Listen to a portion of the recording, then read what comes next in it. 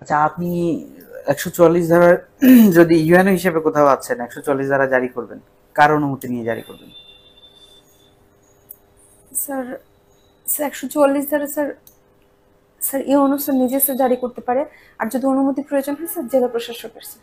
আচ্ছা, এখানে যদি বিষয়টা এমন হয় 144 ধারা জারি করলো, ঠিক আছে। Yes, আপনি সীতাকুণ্ডেতে আছেন ইউএনও হিসেবে, আপনার হাজব্যান্ড ওখানে ডিসি হিসেবে আছে। আমি গেলাম রাতে 2টা বাজে, আমি খুবই সমস্যায় পড়লাম। অর্থাৎ আমি কোনো ভেহিকেল পাচ্ছি না, আমি বা অথবা এমন অবস্থা যে আমাকে কেউ অ্যাটাক করতে পারে। এই মুহূর্তে আমি কাকে ফোন করবো, আপনাকে নাকি আপনার হাজব্যান্ডকে?